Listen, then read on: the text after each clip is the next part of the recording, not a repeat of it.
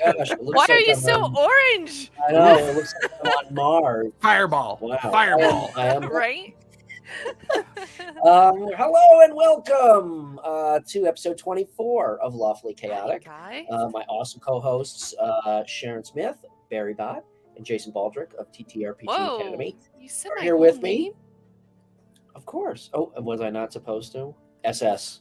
No, that's no good. How about Barry Bott? SS Barry Bott. SS. There you go, name of a ship. Right. Anyway, tonight we got a good conversation queued up. I think we're gonna talk about pop culture and how it has influenced the game, and vice versa, how the game has influenced pop culture. I think the first thing that comes to everybody's mind right now is Eddie Munson and the Hellfire Club from Stranger Things. Exactly. Yeah, I love that photo of him, which is why I used it. Yeah, so perfect. Totally. So anyway, yeah. So Sharon, you wanna jump us? Well, does anybody have any announcements? Yeah. Get more excited, Jason. I'm here. Hey, welcome. I'm here. I guess. Sharon. I guess a couple good announcements. I'm probably going to focus on opening 2 more tables over the next couple weeks. Hey. I know both of my Saturday games, with the exception of Grain Lands, which probably still has another 3-4 months in it. My Age of Empire game is probably in the final stages of a 90-day arc, because they are level 15 now, I think. So they're on their way to tier 4 Principality, which will be kind of fun. And I'm exploring some new, you know what, my Wednesday night game, I'm exploring some new methods that I used to be afraid of playing. The entire Wednesday night game is going to be a summer-long dungeon crawl. So I'm playing and toying with things that I haven't, thought about before. I'm using Tailspire very differently with it. It still feels very campaigny, but it's all kind of, this secret cult lair that they have to make their way through. And I'm kind of being a little loosey-goosey with the short rest versus the long rest, and give it that, because they went down below at 2:00 in the morning, which actually prompted it to make it a lot easier for you to make those alterations and adapt things. So it was interesting. So my Wednesday game is kind of taken on, and that has 1 seat open. So if you're interested, go check out D&D Club. Our Wednesday game, Adventures in Nicodranus, there is a seat open for that one. It probably will close in a couple weeks, because this was only meant to be a 20-week long campaign, and we're almost halfway through. But if you've ever wanted to learn how to play and you want to kind of get into a more traditional environment, Wednesday nights at 7:00 is our Nicodranus Adventures. So head on over to D&D Club and check it out. Awesome. Cool. Sharon, what about you?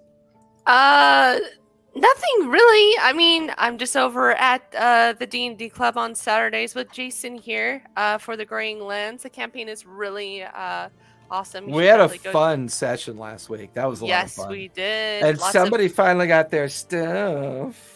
And I made a terrible joke with it, which was great. Do we want to know? That was brewing for so long. Okay.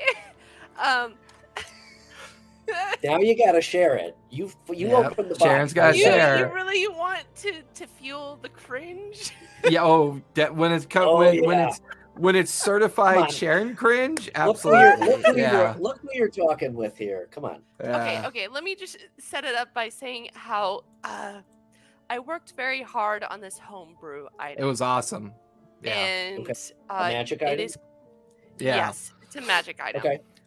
So I'll say pretty things about it first before I drop the bomb.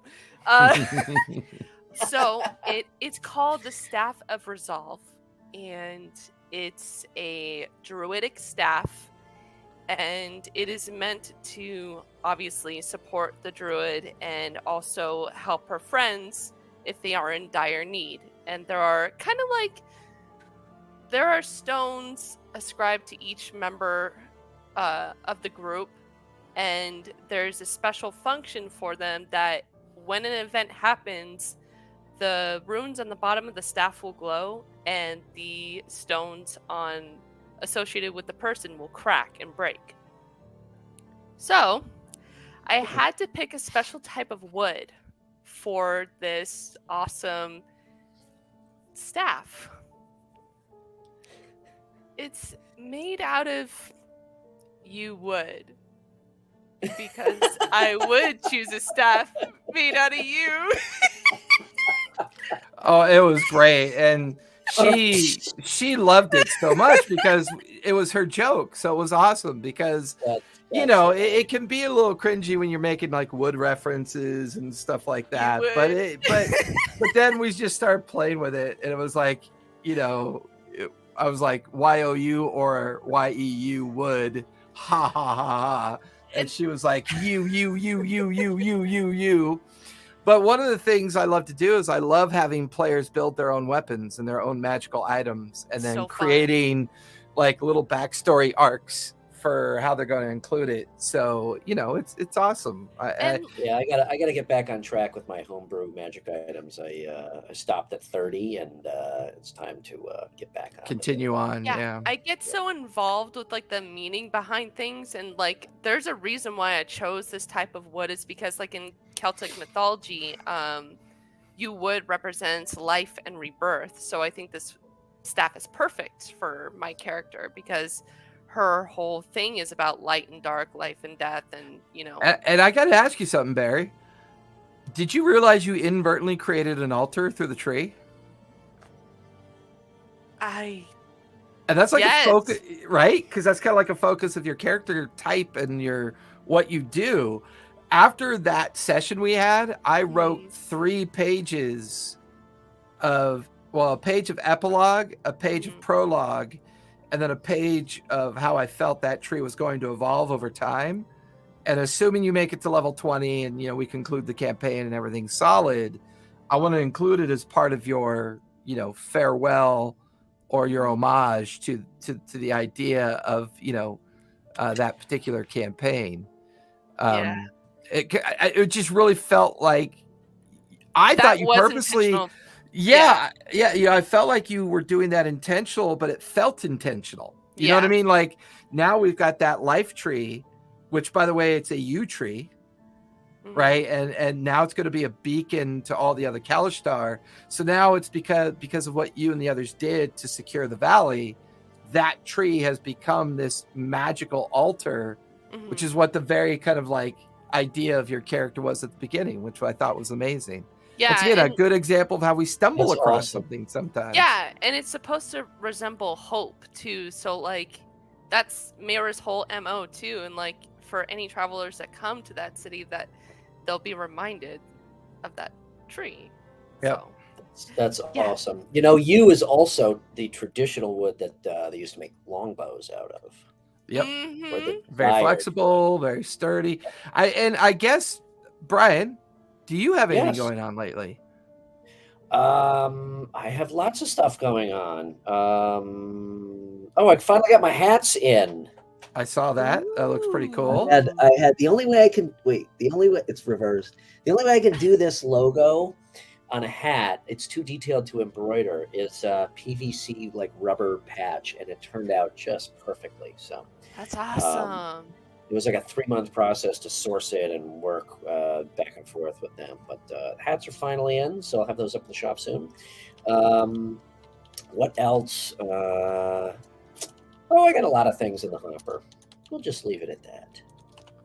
So I think that's a good segue, since we were talking about the yew wood, the Irish kind of background of something, the cultural background of something, the natural background of something. I think I saw a really cool meme. I wish I had saved it to kind of for us to share with each other, but how dare you tell me the truth about my fantasy, right? That's always been the kind of underlayment of the idea of playing these games and being involved in these games. So our topic that we kind of all agreed upon well, last week or the week before, I don't 2 remember. weeks Did ago. Before. Yeah, week before, because I know Barry got busy, and oddly enough, I was busy, and turned out I had wasted my time. But anyways, we were busy last week. It's well intentioned. Yeah, but 2 weeks ago, we started chatting about game systems, game mechanics. Well, not really. We tangented into game mechanics, which was a huge mistake on my part. That's more. Yeah, no, I know. Whoopsie. And that's kind of what happens with old gamesters like me and Brian, is that we become so tunnel visioned on something that we used to be so passionate about. We forget and we close our ears to the stuff that we were supposed to be talking about. So, as we do better in the future, I really do appreciate sharing your feedback and the fact that you called us to task. And I think a lot of people are afraid of that. I think a lot of people are afraid for those kind of reflective moments, which Focus. Just focus. Which then inspired our bullet list, this amazing bullet list. Yeah, I know, right? The butterfly effect game I want to work on. So the bullet list was broken down into four points. I'm going to summarize the list, and then I kind of want to have each of us talk about our own generational interpretations of the list as a whole, and then we can all break it down and kind of get a feel for where we think, like, is it too tropey to say we're in the golden age of gaming in general? I mean, between console games, PC games, tabletop games, board games, has social media in general, and the way media has really opened up a large online community. Has that become the tugboat to the idea of the golden age of gaming? I mean, we're in a new kind of renaissance period. But quick summary here. So this was a list that I had in my head, but somebody else did a better job of pulling things out of thin air and actually organizing them.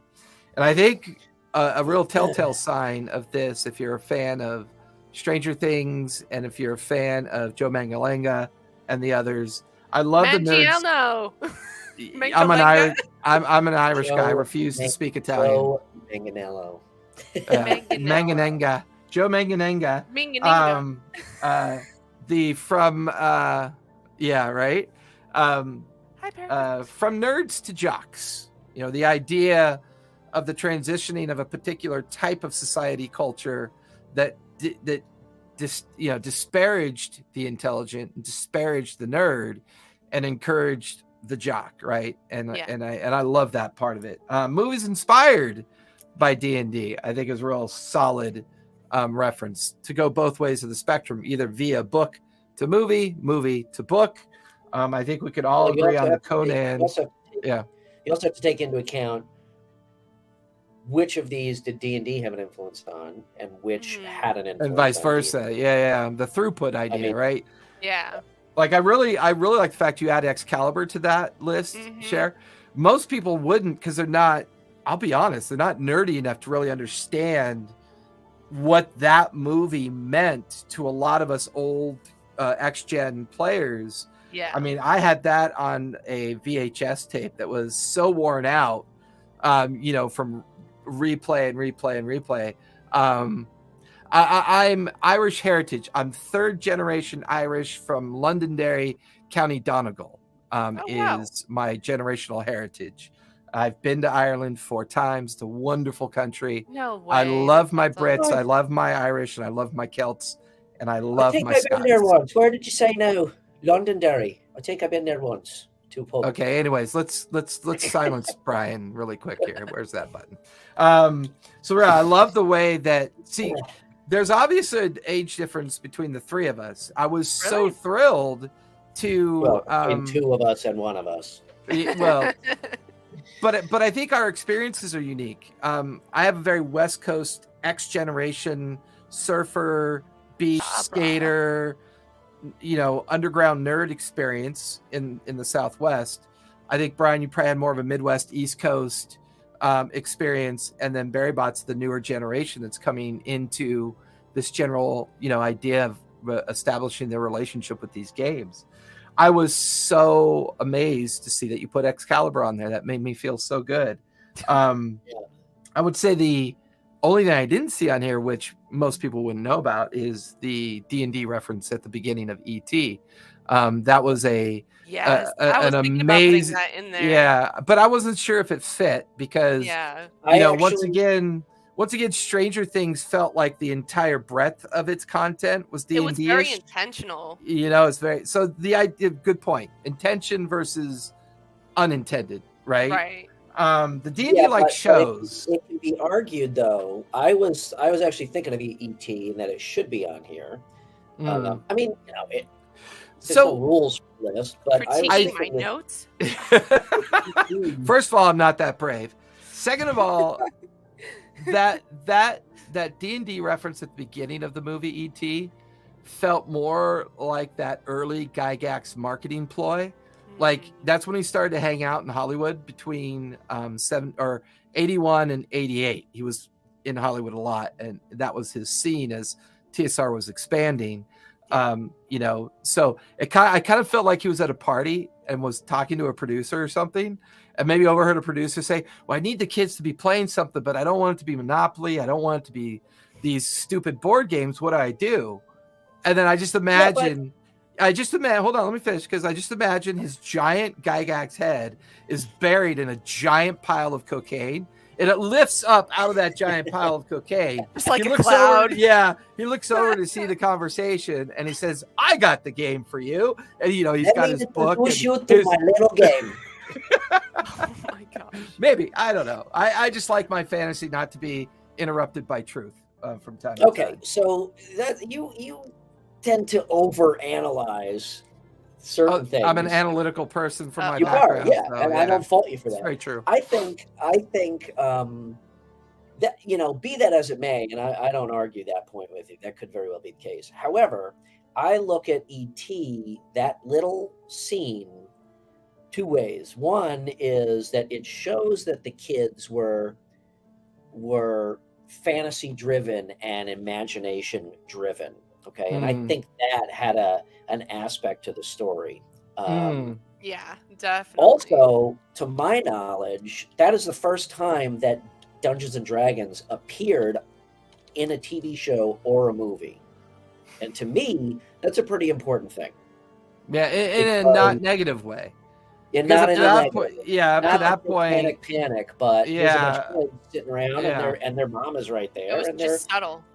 Yeah, and they're playing D&D. So I actually think that it has more importance than a lot of people give it credit for that very reason, because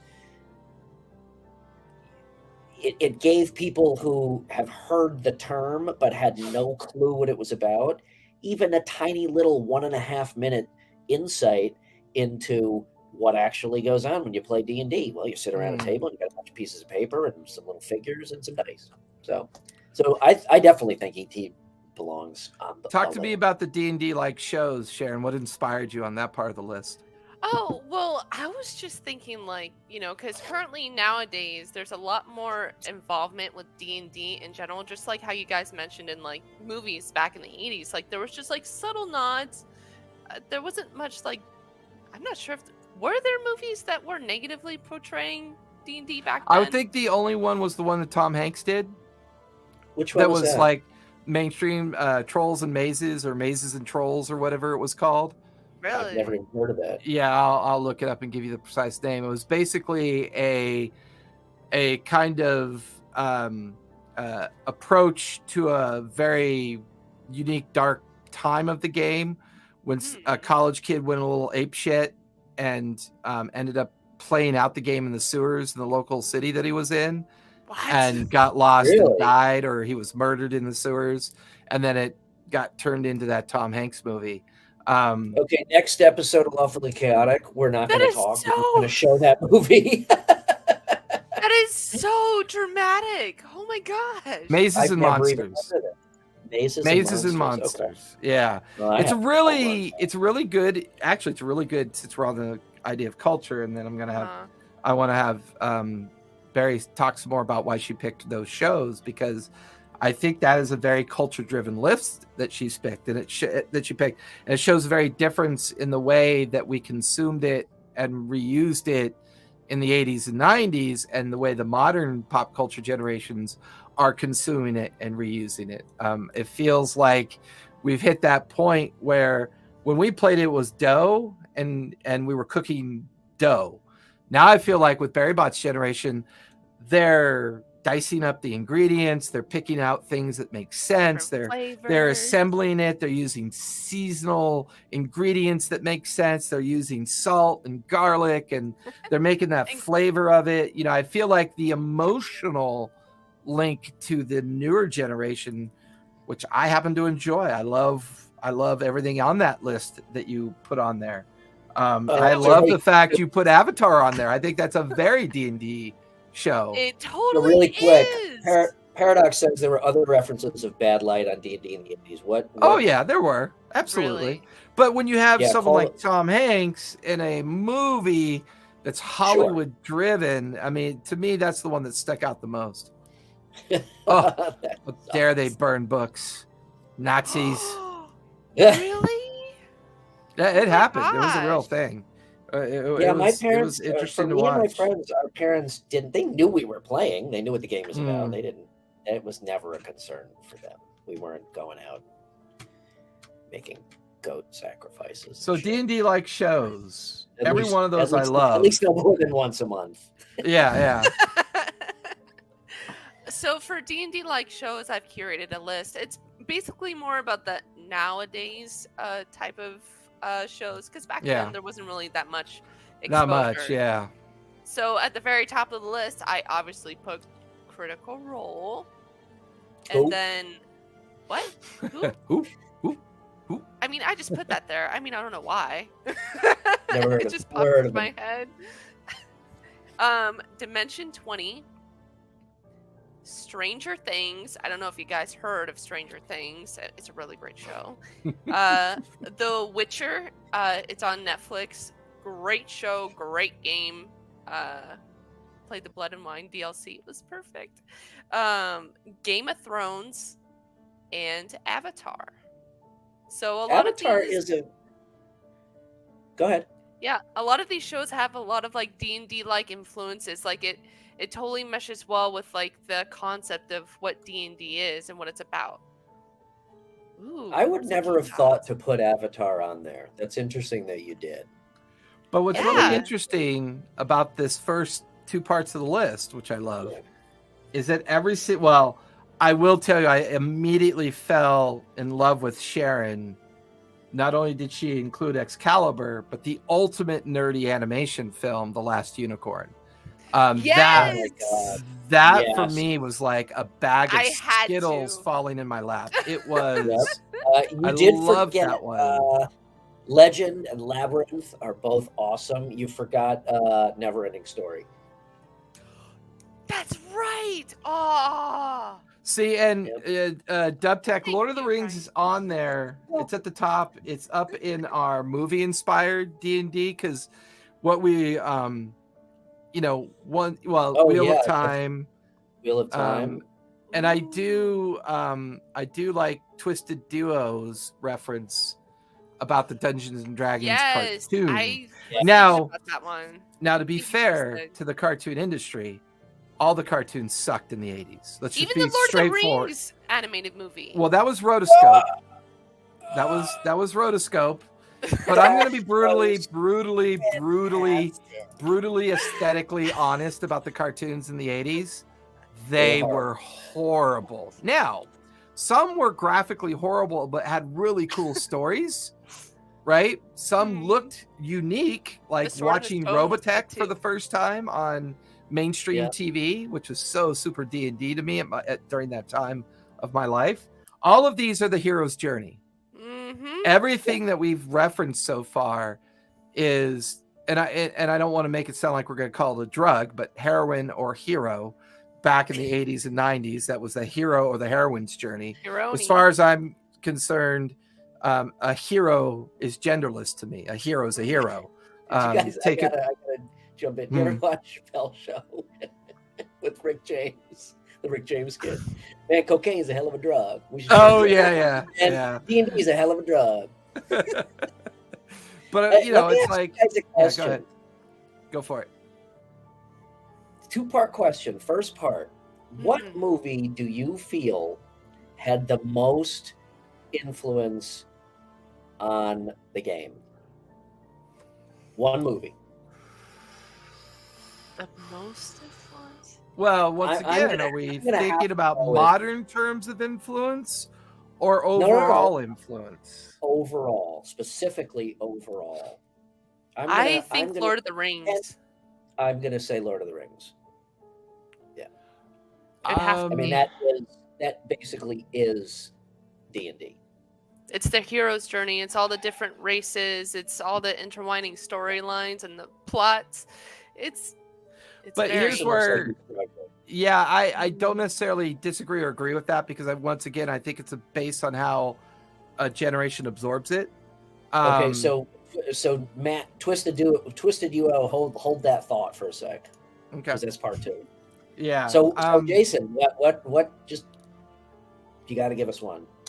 I would say the movie that really felt super D&D to me was probably David Bowie's movie Labyrinth. And Yeah. there's a lot of reasons why I go down that, because I'm more of Yeah. the I kind of agree. aesthetically wild interpretive story. Like it you had forgot just Willow. enough. Willow's another one, Oh. but Yeah. once again, it's based on how you absorb it, because the challenge I have with Lord of the Rings is that it was already an amazing book that was going to inspire generations of first-time creators. Mhm. Now, I if you're think going to talk about the modern connection to the golden era of D&D that began about 5 to 10 years ago, I would hold on, definitely say, hold on, hold that thought. yeah, That's yeah. part 2. Okay. I will say that I do feel that Lord of the Rings is the opposite equation. I think Lord of the Rings had a massive influence on the creation of D&D, whereas I think Correct. D&D had an influence on Labyrinth. Correct. Now, I would agree with that. Yeah. Okay, now part 2 is modern influence in this new world pursuant to your 5 to 10 years, or even 5 years. One movie or show that has been key in bringing D&D to the forefront. And I'm not talking about Critical Role, I'm not talking about podcasts, I'm talking about a TV show or Right, movie. right, right. And that's where I'm going to go with Stranger I mean, Things. I already know my answer. What's Because that? it covers both the gaming culture and the physical culture. Big Bang Mhm. Theory. Yeah. Big Bang Theory. It Oh, changed. wow. That's a It good changed one. everything. That's one of my favorite Yeah. shows, and I totally forgot about that. It So Lord of the changed Rings everything is- from a very reflective perspective of the nerd getting the girls. And not only was the Yeah. show itself a hero's journey for both women and men, but they were so transparent in their nerdism that it played out in these amazing, very kind of D&D-esque influential ways. And it really brought in a narrative of a very uniquely evolved culture of a generation. And to me, if it's strictly TV, mainstream, having an Or movie. influence, Big Bang Theory definitely, I think, had a huge influence Wow. on Hollywood. I think it had an amazing influence on Hollywood. Mhm. I'm gonna. Yeah. Well, Sharon, I want to hear your answer. Yeah. So obviously it's Stranger Things, but before I even jumped to D&D, like the show that I watched that had the elements of D&D, I mean, you guys might cringe, but it's Supernatural. I think Supernatural was a very D&D-esque show because it's about two brothers fighting against, the hordes of hell and having to Supernatural is a great example. Yeah. contend with demons and spirits, and Yeah. they use Yeah. magic and alchemy. So And they're very much anti-heroes, which I really love But I that guess- aspect of them. I guess did Supernatural. I guess my question is, what show served to keep the wheel in motion or accelerate the wheel of getting the game out into the mainstream? I actually, as much as Stranger Things is great, Big Bang didn't occur to me, and I think that's a fantastic correlation, actually. Well, but go ahead, Cher. Well, it's just interesting question for me. Every movie that was D&D thematic was a disappointment from what I That's imagine. very accurate. How long have we been waiting for a good D&D movie? Decades. Yeah. So that's because Matt is as much of an old curmudgeon as. Go ahead and finish your.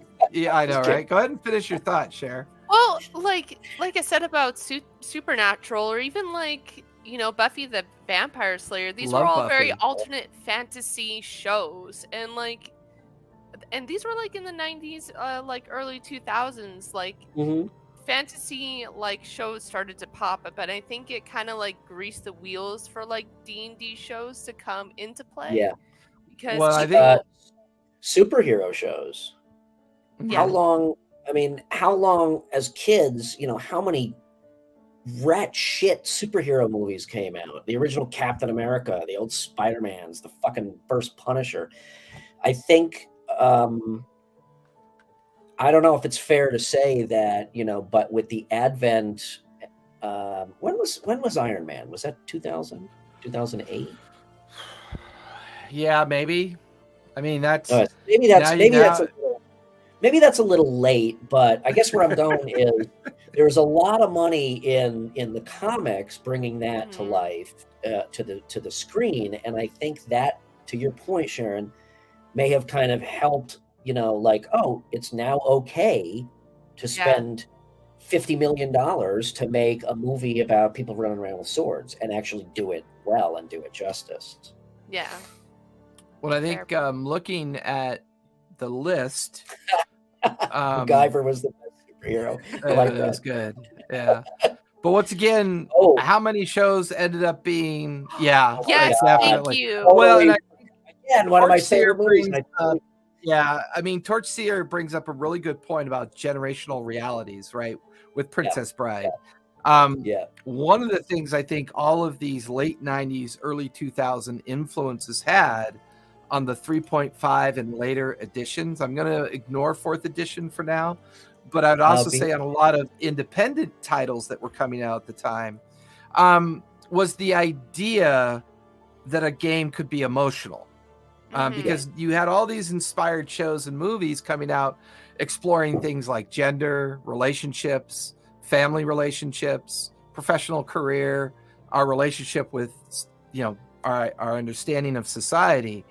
And those became the backdrops and the background story to this amazing opportunity to create these themes and these settings for people to be allowed and feel safe in a new way of kind of playing a game. So I really felt that the Hollywood revolution of inspired or inspiring D&D commentary, and the acceptance that Hollywood finally gave it in the 2000s, really I'm gonna jump in. Yeah. I'm going to jump in right there because it's a perfect segue. Sharon, go over your celebrity D&D player list, because this is a good list too, I think, has a huge influence, and there's another aspect of culture that I want to bring up when you're done with the list. So go through what you found there. It is. Well, so is Star Wars for that matter. Yeah. Although I would argue Star Wars more so because they have swords. Well, that, and it was based on samurais. But yeah, go over your list. Was it really? Yeah, actually, it was based on 7 samurai. Is what it was based on. Space. Yeah, they even had space elves. It's very true. They're called or not Klingons, but they're called Vulcans. Vulcans, yeah. Oh, that's right, huh? Yeah, that's true. Crazy. I will send after our show today, Cher, I'm going to send you a link to a movie called The 7 Samurai. When you watch that, it's all in subtitles, but when you watch it, you'll understand why I compare it to Star Wars. It's direct correlation. Yeah. Okay, so Sharon, celebrity D&D players. I demand you do Joe's name first. Okay, so first one hot off the list, as requested by Jason, because he's a total fanboy of this guy. And I can't pronounce it to save my life. Joe Manganellis. Who is also aka Arcan the Cruel. Yeah, from, I love that Critical character. Role. Yeah. He also runs a private campaign amongst other celebrities as well, such as Tom Morello, Vince Vaughn. I'm not sure if the Big Show is part of his crew, but the I Big think Show. Patton Oswalt plays with him. Oh, okay, yeah. He might, I yeah. think. But I think By the way, Patton have you also seen plays Joe Megan? with. I think Patton also plays with what's his name from Rick and Morty that used to have the adventure series on YouTube. Adventure Zone. I can't remember the name of it, but it was pretty. Um, It's very much a parody, and it was funny. It was really fun to watch. Have you seen Joe Manganiello's basement room where they play? I know, right? Yeah, Sharon's light face just lit up. Did you see that? Unbelievable. It was supposed to be a wine cellar, and it became like a. Well, his wife gave it to him. Yeah, his wife. Yeah. His wife gave it to him and said, she felt the rest of the house was kind of theirs, but mostly hers, especially a lot of the stuff that she personally designed. And he built it as he calls it the Gygax Dungeon. It was an homage to the creator space. So second on the list is, I think, Jim's Fungin, believe it or not. Yeah, it's So, Rainn Wilson. Jim? Go ahead. Rainn Wilson plays? Yeah. He plays D&D.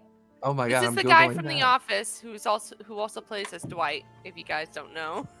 Yep. Of course. And next one is Aubrey Plaza. She's actually from Parks and Rec, who plays. Holy crap! He really is like a major nerd. Yeah.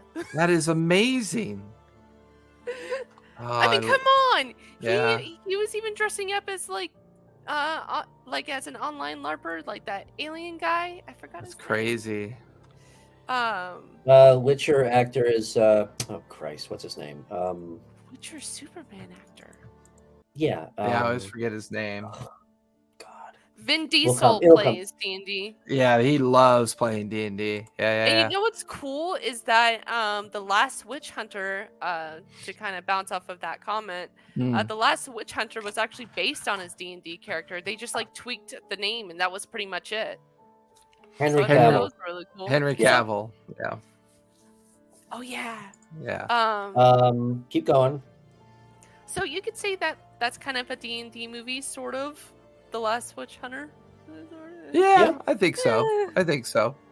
But once again, the idea of the influence being the influencer, I think D&D now spends a lot more time potentially influencing things than being influenced anymore. Yeah. I think in the 80s and the 90s, it was probably the other way around. Because we didn't really have all those different ways of absorbing things that could become games. But now there's so many opportunities to play the game differently. 6mm tabletop D&D, Battletop D&D, these new solo adventures that are popping up. People are writing rules and mechanics for solo D&D now. And I feel like D&D is now becoming more of an acceptable tabletop game. I think for the longest time, for the last 15 years was RPG, is what it felt like. And before it was RPG. I utterly disagree with solo D&D. The whole game is I haven't played it yet. I just know that people are building that way. Yeah, play a video game. Goddamn, sit there with your friends. So the reason you got more on the list, Sharon? No, I'm good. There's, go ahead, Sharon. Stephen Colbert, who also played a one shot with Matt Mercer for the what is it called? The Red Nose Day. Yep. That was so awesome. And my favorite name on that list, Cher, can you guess which is my favorite name on that list that you made? Ashley Johnson? No, Deborah Ann. He's an amazing DM, just absolutely phenomenal DM. It's just amazing. I didn't know Jon Favreau actually played. That's pretty amazing to me. There's an interview with him on a chef show that he was doing. Yes. He did that Netflix one. After he did the movie Chef. Yeah, he learned how to cook for it. Yeah. And he said, "Hey, I'm just one of those guys. I would just stay at home and try to level up my thief." When he inserted that into his interview, and I just thought it was amazing. Yeah, and then there's Tim Duncan, who's from the NBA. He actually has a tattoo of his D&D character, which is a wizard, and I thought that was really cool. No shit. Yeah. I've heard that before. I was surprised. Once again, back to your nerd versus jock reference at the beginning of the list, right? That the way that society used to split everybody in the past. Like, I feel like that's gone now. Mhm. You know, I feel like in the consumer space of how we consume games, that old method is gone. And that's where I was leading up with this list is Right. once again, to talk about the generational aspect, which you and I are familiar with, but Sharon less so, or in a different way. Right. When we were kids, it was like, yeah, okay, well, we're the nerds and we play in our basement with our group of friends and we don't fucking talk about it or tell anybody because, oh, well, you're a nerd, you play D&D. Yeah. Now, and I don't know if, these people came out because the game is okay to play or if them coming out has made it more mainstream, but it is now, it still amazes me. Not only is it okay, and it's ridiculous to even use these terms because it's so fucking stupid that it was never not okay to play, if it bothered you to be labeled a nerd. I never really gave a shit, to be honest. But it's now like it's more than just accepted that you play. But I can't tell you, like, people that I would never expect, my wife being one of them, to say, "Oh, I've always been interested in playing, or I want to play, or I want to give it a try." It just blows my mind because it was such the antithesis of that when we were kids. And I think it's great, Sharon, that you are in this time that it is so prevalent now and making these inroads, not even making, it's made it, okay, into mainstream, Hollywood movies, TVs.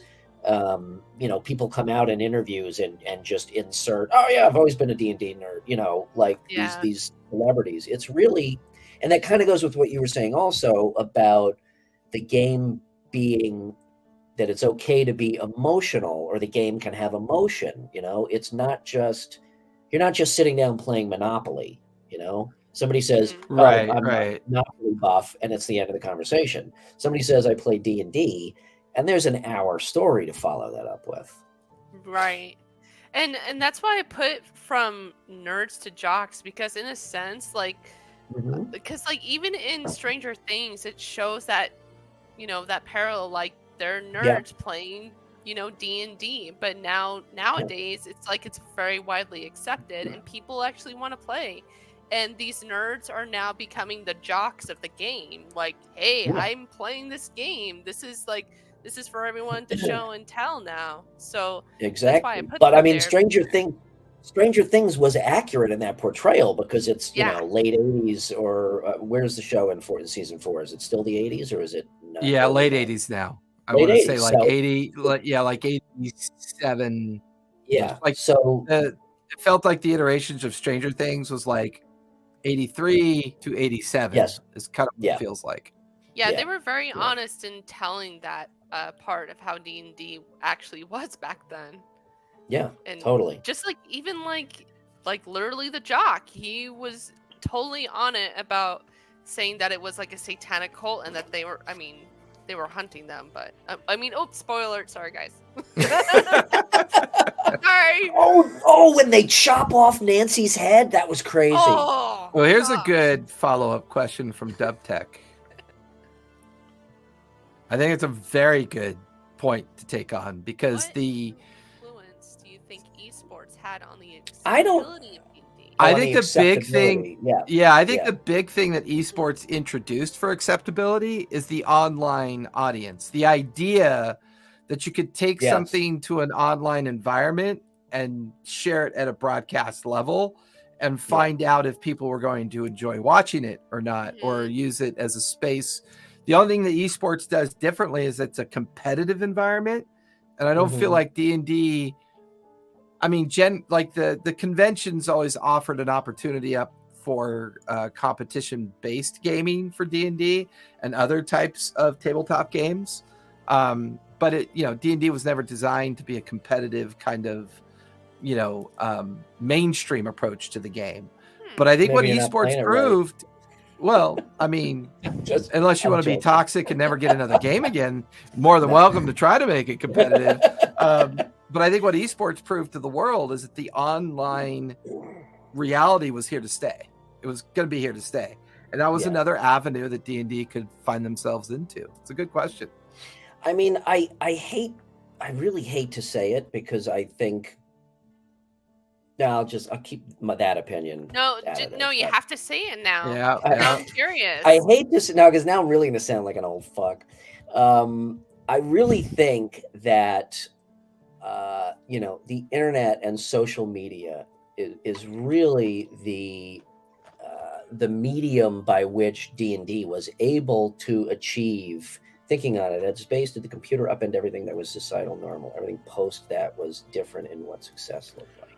Yeah, I think that was the same. I think that was the same basement troll nerds that when they were done painting their Ral Partha miniatures, they were over at their workbench building their Apple computers or building their Altairs. Or I think that's another good, it's another good commentary on the nerd environment of one generation and how that nerd environment has now moved into Sharon's generation and what that looked like and what that absorbed and consumed all the way up until, the newer generations now embracing it. It's way more accessible now. And that's my point with the internet and social media. I mean, like many things, it has had such a profound effect on us as a society and as a culture, very good in a lot of ways and very bad in a lot of ways, as we've seen.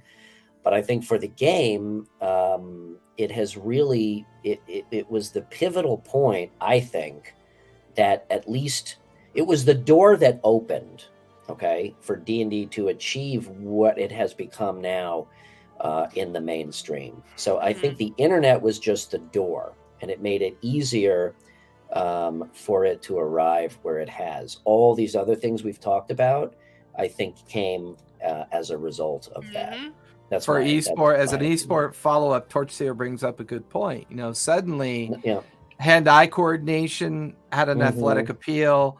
The ability to retain information in such a way that you're pulling out information out of your mind to use it as a skill set began to change things.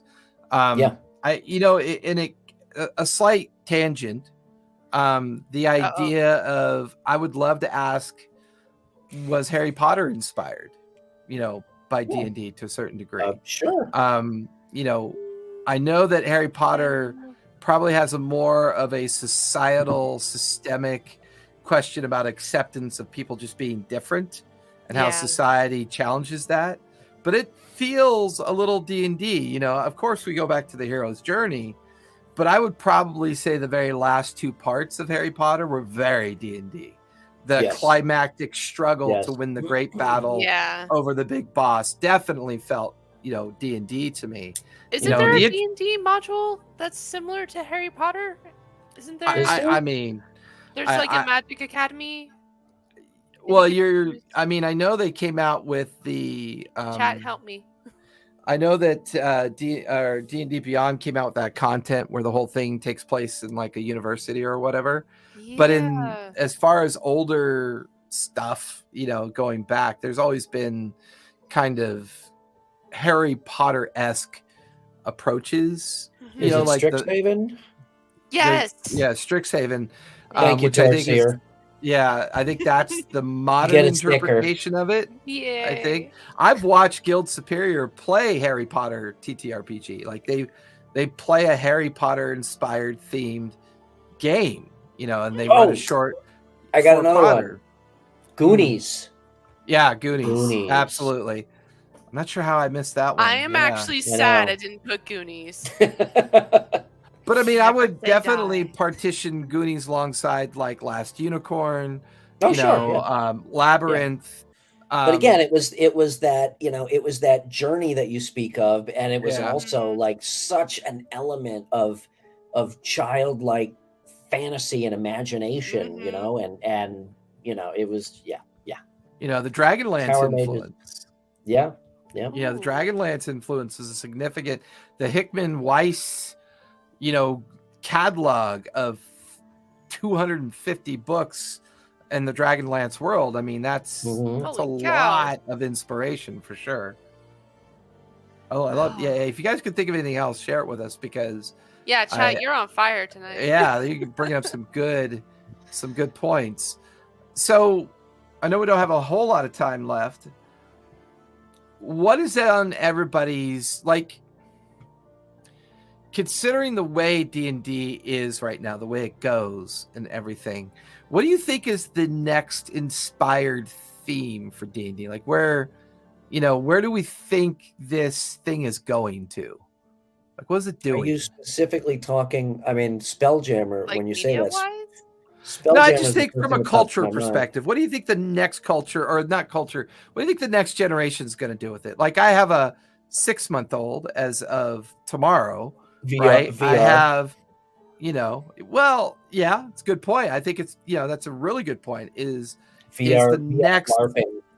generational theme going to be more digital, more interactive, more integrated? Because I see a lot of unique things popping up in the VR community, like an entire VR table that people play at now. I've seen that before on the Dungeon Run when they were experimenting with different ways to play remotely. I thought that was fascinating to see it.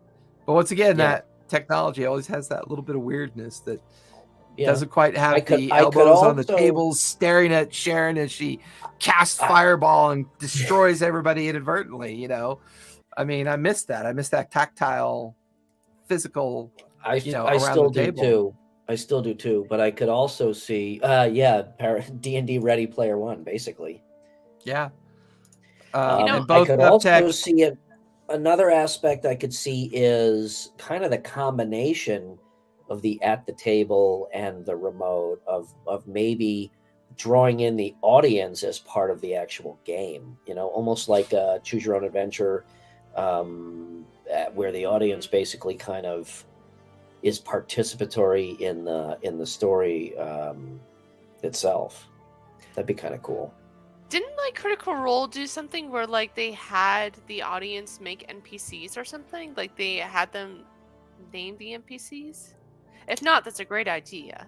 I'm just saying. I think they may have done something along those lines at one of their live shows. Yeah, but I don't think I think it was at their New York show that they did that. Yeah, maybe. Yeah, but I think you're right. I think it was just naming an NPC or. Mm-hmm. There's another show that capitalized on that idea called the Dungeon Run. There you go.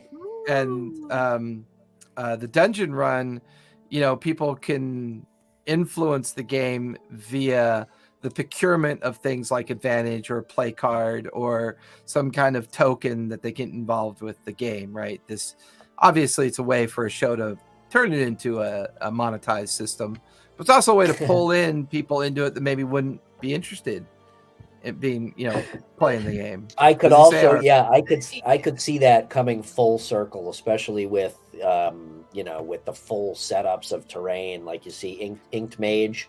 If you follow him, comes to mind, where it's just like, I don't think the at the table experience is ever going away. I think it is. No, I think it'll become. I think it is more so inherent in. That's the soul. I think it'll become more or less a rarity, though.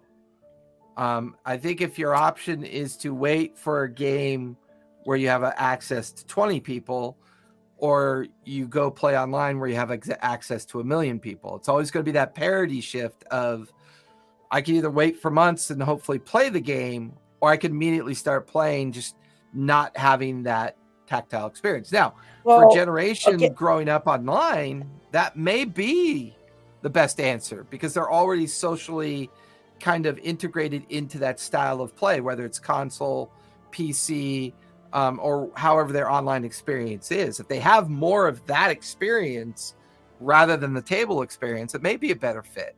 I think the baby boomer generation views tabletop playing as nostalgia, right? And then the X-Geners embrace tech, but they also love the feel of the tactile game. But let me ask you this, though. Yeah. I mean, back then, the wargs are at the gate. It sounds like a very tiny warg. Bite your ankles off, he will. again, I'll go generational. We didn't have access to other players other than who else in school is a nerd and plays.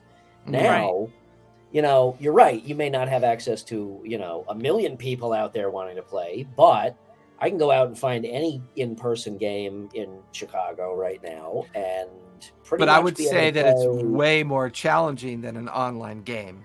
I think Well, an of course online it game is. can be challenging to facilitate, but I feel like a live dedicated table game could be a lot more challenging to replicate.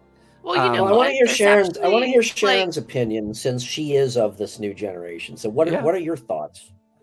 well, first off, I'm thinking like in the future, D&D will become like very mainstream, like basically how like video games got really accepted and they had their like own game channel called like G4 and stuff like that. I think D&D will have something like that where like big shows like Dimension 20 and Critical Role can have their own dedicated like channel or service on TV. And D&D will definitely become way more widespread and accessible online. There's going to be dedicated services for that, just like for Meetup, but instead it will be at an actual site where you can actually go and find the different locations, like whether it's online or at taverns or bars that actually are geek bars, which I already know a few off the hand that host in-game D&D. I do miss going to the game store and running a game. I'm running a bachelor party in September for a group that wants to do a game at a place a few blocks from me, and that's how Adam started with the D&D club. Yeah, he was doing local games in Ohio and had enough foresight to once COVID started say, hey, let's do this remotely. So yeah. Well, I definitely want to be able to rent out my studio more often to birthday parties. I just don't really know how to kind of get that word out there and how to organize or manage that. But the idea of getting a group of, teenagers or kids in here to play D&D as a birthday party. I've done that once, and that was last year. Totally agreed. Twisted. Yeah, definitely agree. I think for somebody who is past that level of intimidation and knows about the game, I would venture to say, all of the mechanics of trying to get that game together and keep it going. I would venture to say that people would rather be at a live table than remote. But that is a very good point. It is very intimidating. And I think tables tend to be more like-minded and a little bit more of a coffee filter for the way people are expected to play. So I really enjoy my stranger tables better. I love putting together a table of strangers for the first time and watching it blossom into this amazing story. My Tuesday game, my 3 to 6 game, Seilun's Gift, which is an adventure that takes place probably 40 years after season 3, which I do that on purpose, but it's not important to explain. I had one of the most amazing experiences, and both players, both Troy and Kat, they're both young, so I was a little nervous about it being played out appropriately, but their characters were gradually falling in love, like in the game. And they were playing it so respectfully and doing such an amazing RPG towards it, or an RP towards it, that it was the final affirmation I was looking for in my overall career as a storyteller. That they felt so comfortable and so safe. That's awesome. They did it in their cultural sense of a hookup. Like, the other 3 characters were off trying to figure out the Pallid One's mind palace and were having their own little side adventure. They had left Lexus and Umbrellas in the submersible, and they found themselves alone for the first time for an extended period of time. And they played out this amazing role play of 2 people that have been toying with the idea of their characters falling in love, finally having their physical interaction and confirming each other's love. But it wasn't done in a, like a kind of, any kind of way that would be considered toxic or negative or unprofessional. It was natural. And for me, the affirmation came from the fact they felt safe enough to do it. Yeah. That they were so immersed in this game and their characters so well developed in their own minds. They felt perfectly safe with me as the narrator of the experience, not being that kind of cringy DM that goes, oh, that's gross, you can't do that, or yeah, you're really giving it to her, aren't you? That kind of like just very negative experience that maybe people have had out there. And we know the social media reality is 1% fantasy and 99% subtext. So it's like it gets consumed very differently, and that made me feel good. That was Tuesday. I felt amazing. I felt a 41-year career of playing games in general, and then obviously being a pro DM and having the absolute blessing of running 11 tables. Just it all culminated that day for me. Just kind of like I kind of felt that way for our Saturday game, Barry, because you guys gave me these intimate one-on-ones surviving that major part of the campaign, and all of you felt like your character grew. Like all of you felt like your characters actually grew, became something else, which we always talked about at the beginning of those campaigns. You may think you are what you are now, but I can guarantee you by the end of that game, you're going to be something different. Whatever that difference is going to be up to you to determine that. And I think that's the generational thing that we're missing now. I love my Zoomies and I love my millennials and I love some of my fellow X-Geners. And I love my new Y generations that are going to be exploring this. There's a reason why I left a generation out, because I have my own personal opinion on that and I won't bore people with it. But I feel like these generations of integrated people playing together and sharing both fantasy and some real life experiences that can kind of pop up in these new friendships is the very nature of the generational idea of playing the game. I have a question for Sharon. I think what you said is it's fantastic. It really is. And I think, in my opinion, I think that is the reason why, to answer one of your earlier questions, is that why people can actually sit and watch other people play D&D. Okay? Yeah. I think as a player, it's fair to say everybody loves rolling dice, okay? Role-playing sessions are awesome, but, you go too many sessions without rolling dice and people get bored.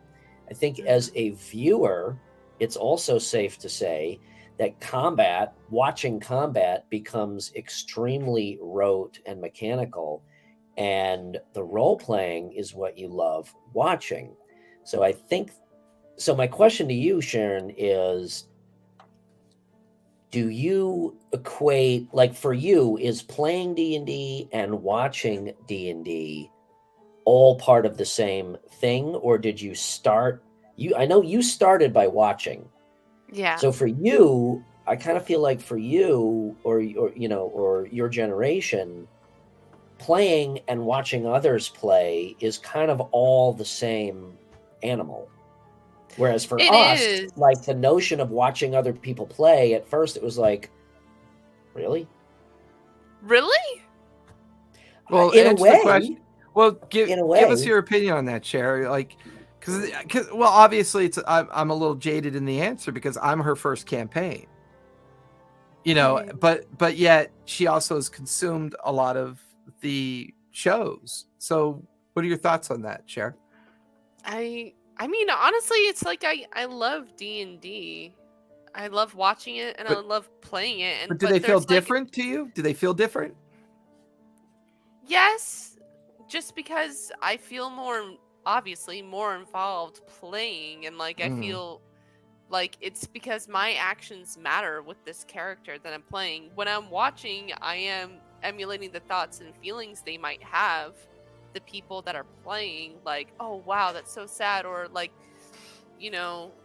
like at the end of campaign 1 when they fight Vecna and like, Scanlan wanted to use that wish, like there's a lot of emotion and there's a lot of like role play and feelings between like the characters and the players. Like you feel it because you're experiencing it with the people when you're watching it, but it's different when you're playing because, man, you want your actions to matter, and you do want to save the world. You do want to protect your friends. So, It's a great point. yeah. Well, That's a great I point. think we should end there because I don't think we can top that sentiment. So That's an awesome way, and I love how you recognize the difference and got the feels out of that. I think that sums it up. I'm happy to keep going because I'm happy to keep going because I think we can keep talking about this, but I think that's a good sentiment to end on personally. Yeah, it was awesome. Hey, everybody, thank you so much for coming out today. That was a lot of fun. And yes, wait. Rollies. Rollies! Oh, yeah, Rollies to see who closes out. Hey, Paradox, roll for me if you're listening. Roll that exclamation D20 for me in the chat. Jesus Christ. Last time we did this, what did I roll? A 2. What did I roll? A 2. That's kind of spooky. I'm going to see if Paradox is still on. If he's still on, I'll have him roll. Otherwise, I'll roll online. Sharon, what'd you get? Good night, Twisted. You got a 20. Frickin' 20. All right, well, you win. All right, Jason, roll. Did I do that wrong? I think you got a slash. That with modifiers? Is it 1d20? No, slash D20. Is it slash? No, it's not slash. Exclamation D20? All right. There it is. I rolled an 18. Okay. I rolled an 18. You probably got about 7,000 dice in that fucking room behind you. No, actually, I don't. They belong to Callista. I don't. I literally. I only have about 40 or 30 dice. I don't have a lot of dice. Oh, just about 40. All right. So Sharon, close us out, please. All right. Well, I would like to echo the sentiment that I previously stated. We all come together to play D&D to tell a story, but it's also a human experience that we share with one another, and everybody's welcome at the table to experience that. Each and every one of us. And there isn't one story that anyone brings to the table that isn't more or less. It's beautiful in its entirety. So I'd like to thank you guys for joining us tonight for RPG & Co's Lawfully Chaotic. We will see you next week for our next topic. And where can they find you at Barrybot? You can find me at Instagram at Barrybot, and you can also catch me on Saturday nights at 4 to 7 p.m. Pacific time on the D&D Club's The Graying Lands. Tune in this week. Awesome. Brian, where are you at these days? As always, easiest place to get me is Instagram, RPG & Co. But you can also follow the link tree. Jesus, I'm really fucking bad. Yeah, at it's this. weird. Linktree/rpgandco.com. And you can find me, the storyteller, at TTRPG Academy. That is my Instagram. That is my Twitters. You can also find my Linktree at TTRGB Academy. That has access to all of our socials. If you head on over to my channel, you can find all my socials there as well. And you know what? Amazing show, everybody. Thank you so much. Amazing show. And we will see you. Thank you, Sharon, for putting together all the research and the topic. Yeah. Oh, what's next week's topic? Or do we want to think about it? Ooh, good point. What are your thoughts, Sharon? Let's think about it. Let's talk a little bit more after the show, because there's a couple feedback things that I think helped us a lot tonight. Yeah. And I want to talk about that part. So, well, you know what, chat, if you want to quickly toss out anything that you would like us to discuss, feel free to shout that out. You could also message us on Discord as well. Yep, absolutely. Yes. So thanks everybody for coming out. Thank you. We will linger a bit afterwards, but so thanks everybody. See you Bye. next Be week. safe. Be kind. Play a game. It's good for your mental health. Bye, everybody.